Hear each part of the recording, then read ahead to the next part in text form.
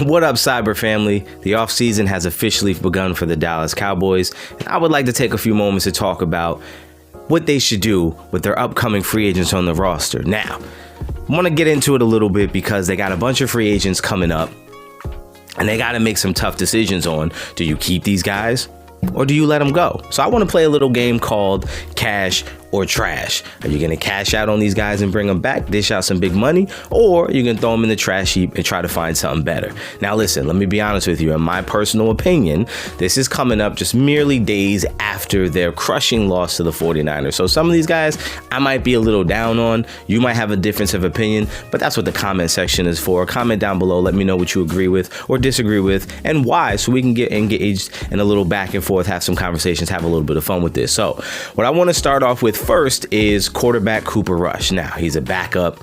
I know you're probably thinking, he's not going to command big money, so what's the harm in bringing him back? And this year, he went 4-1 as a starter in place of Dak Prescott. And some people, I personally am not one of them, believe that had he been in the game against San Francisco, perhaps they would have fared better. Now, I do believe that the way the team was run with him at quarterback was better because they didn't ask him to do too much. They didn't demand that he elevate and play like a franchise quarterback. They treated him like a backup, and they game planned as such, and that put the Cowboys in a much better position because you were actually using your quarterback for his strengths. With Dak Prescott, one of the problems I think they have with him is they view him as a franchise quarterback, and so they expect him to do things that he's really not capable of doing, especially not consistently. And so for that reason, I feel like that's why Cooper Rush had so much success, is because they operated the team around him as if we have a backup. Everyone else has to step up to cover up some of these blemishes. We just got to make sure he keeps the bus on the road. And he did a great job. But with all that being said, I'm not bringing him back. I think his price tag is going to be a little higher than you need to pay. And let's face it, if you're in the NFL and you lose your starting quarterback, does any team in the NFL expect to go to the playoffs with a backup? No, right? If you lose your starting quarterback, Vegas says you're going to be favored to lose in almost every game. All the sports experts are going to tell you, you lost your starting quarterback. There's nothing you could do. Season's over. That's what they said about the Cowboys, right? And then Cooper Rush ended up showing us a little something. Pardon me. I got a cold. My bad, y'all. He showed you a little something, and that gave you a little glimmer of hope. But the reality is I still would not overpay for my backup. I would gladly bring in a rookie or a rookie free agent, some guy I think is talented, put him in that situation, and then just see what happens. And if you lose Dak Prescott and you're working with your backup, just accept it as a lost year, and that's just the way it is. That's my opinion. The next person, and I got a feeling this one's going to be very polarizing, but the next guy on the list would be Tony Pollard. I'm going to be honest with you. I would trash Tony Pollard. I wouldn't bring him back. I wouldn't cash in on him. I would honestly say, hey, he did some really good things. I know he's a really explosive player, but I feel like some of that is in comparison to Ezekiel Elliott and how much he looks like he's fallen off a cliff. And now he's got nothing left. And then you put in this young, spry, quick guy, and it makes it look way like he's way better than he is because you're looking at it in comparison. What I would say is this. Do you think Tony Pollard is better than Isaiah Pacheco in Kansas City?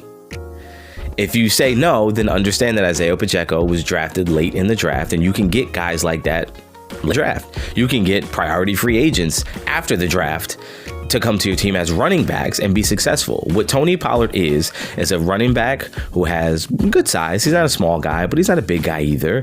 He's not a bruiser. He's very quick, very fast, got a lot of speed, has good hands coming out the backfield, and is versatile. That's not a trait that you can't find in a million other running backs in the draft.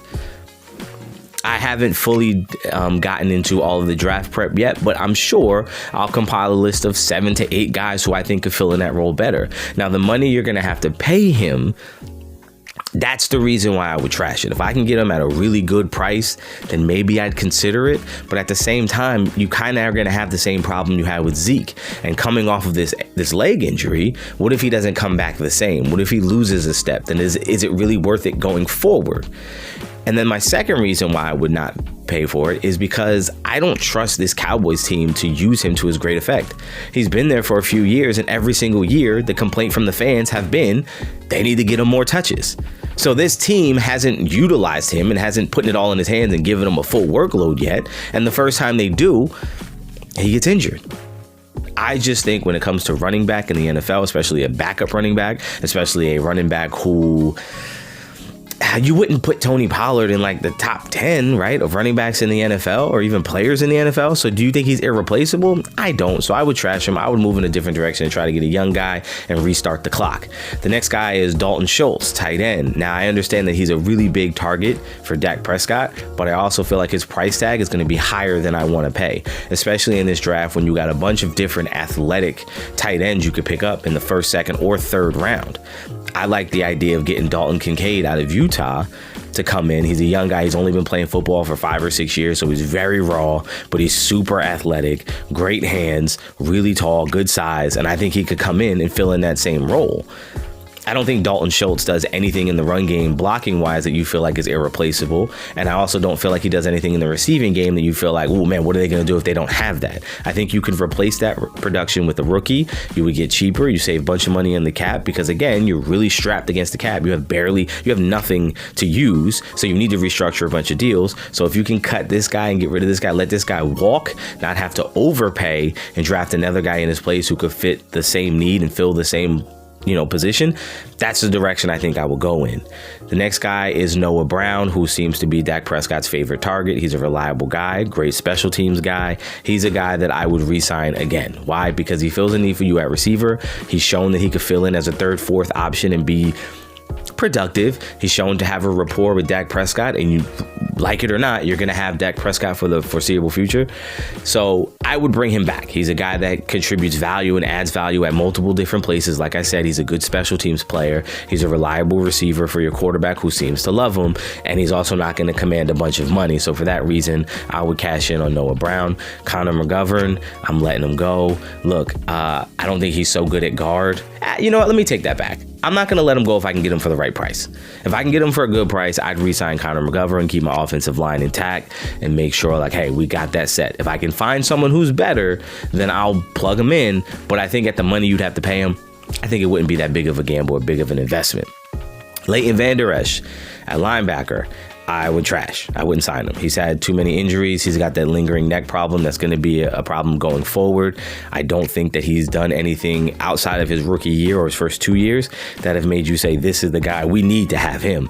I don't think so. I think if you were able to get rid of Jalen Smith, I think you could do the same with Leighton Vander Esch, and I think you can upgrade that position in the draft. Linebackers are similar to running backs where you can get a good one late in the draft and just have, you don't need to have a great linebacker. You need a solid, reliable option, especially if you can pair him with Micah Parsons, who can rush the passer and also aid you in the run game. That's what I would do. I would go for a younger player, a cheaper player, save money that way, and get someone that maybe can build and I can develop into even better than Leighton Vander Esch. Because again, this guy's not the best that you can get. You can definitely do better than Leighton Vander Esch. Anthony Brown at corner is an interesting one for me. I think in his absence, I think they did a pretty good job. But at the same time, I think I would re-sign Anthony Brown. I think because he's a really solid corner. He's one of those guys that's never going to get a lot of love. He's kind of like, he reminds me a lot of Byron Jones when he was there, because he never got a lot of love because he didn't make a bunch of interceptions. He wasn't always making plays, but he was reliable, and who he was guarding never really had a big game. So he's a very reliable cornerback who's going to be there week in, week out, play really good production on their second or third option. And I think there's value in that. And I think you're going to have a hard time bringing in a rookie and having them do that. And I just like the idea that I think he's not going to command a bunch of money. I know Byron Jones priced himself out, and that's why they didn't re-sign him. So if you're in a similar situation, I would do the same thing. I wouldn't sign him for big money. But if I can get him relative to what he had been making, which is about $1.5 million a year, I would do that deal in a heartbeat. I think he's a solid player. I think he's a guy that you would like to have around as a steady, reliable number 2 across from Diggs. I would re-sign him in that case. Donovan Wilson at safety, for me, is a wild card because I think it depends on if Dan Quinn stays or leaves. See, these safeties, in my opinion, played well, but I think a lot of that has to do with the system and the scheme that Dan Quinn was playing and the positions he put them in. I don't think Donovan Wilson is on his own just a really great safety. I think he's great in run defense. He comes up, he hits, like he's a very physical player.